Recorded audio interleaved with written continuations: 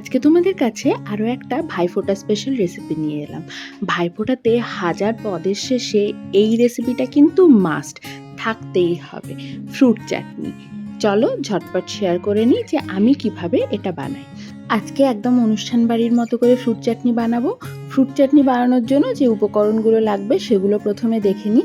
প্রথমেই দেখো আমি এখানে নিয়ে নিয়েছি অনেকগুলো ফ্রুট, ড্রাই ফ্রুট মিলিয়ে। তার মধ্যে রয়েছে বেদানা, খেজুর, আমসত্ত্ব, কাজু, আপেল, আর সাথে নিয়েছি কিশমিশ।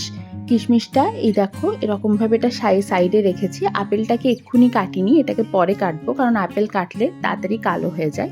এরপর সামান্য একটু সর্ষের তেল দিয়ে ফোড়নে দিয়ে দিয়েছি 5 ফোড়ন আর শুকনো লঙ্কা। 5 ফোড়ন শুকনো লঙ্কাটা থেকে একটু সুন্দর গন্ধ বেরোতে শুরু করলে এর মধ্যে কেটে রাখা খেজুরগুলো দিয়ে দিয়েছি। খেজুরগুলোকে আগে ধুয়ে দানা ছাড়িয়ে কেটে রেখেছিলাম। একটু নাড়াচাড়া করে এর মধ্যে দিয়ে দেবো চিনি। যেহেতু এটা ফ্রুট চাটনি, আলাদা আর কোনো এর মধ্যে বেস পড়ে না, তাই চিনির পরিমাণটা একটু বেশি পরিমাণে লাগে।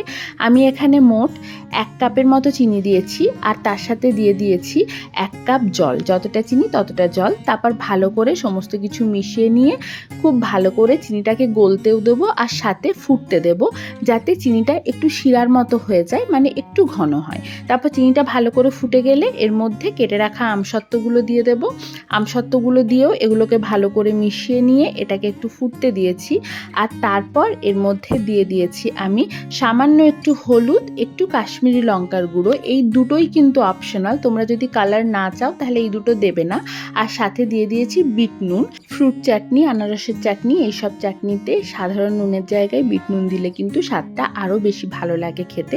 তারপর খুব ভালো করে এটাকে ফুটিয়ে নেওয়ার পর এর মধ্যে দিয়ে দিয়েছি কাজু, আর সাথে দিয়ে দিয়েছি কিশমিশ। কাজু আর কিশমিশগুলো দিয়েও ভালো করে খানিকক্ষণ নাড়াচাড়া করে এটা আমি গ্যাসটা অফ করে দেব। আর গ্যাস অফ করে দেওয়ার পর এর মধ্যে দিয়ে দিচ্ছি একটা লেবুর রস। পুরো একটা লেবুর রস এরকমভাবে এর মধ্যে চিপে দিয়ে দিয়েছি।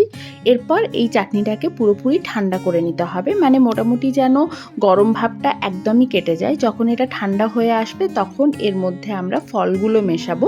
ফলের মধ্যে তো দেখেইছো যে আমি দিচ্ছি আপেল আর বেদানা। তোমরা চাইলে এর মধ্যে আঙ্গুর, মানে সবুজ আঙ্গুর বা কালো আঙ্গুর বা অন্য কোনো ফল চাইলে দিতে পারো, তবে আমার এই দুটোই পছন্দ তাই আমি এই দুটোই দিচ্ছি। তারপর ভালো করে এটা মিশিয়ে নিলেই আমাদের ফ্রুট চাটনি কিন্তু একদম রেডি।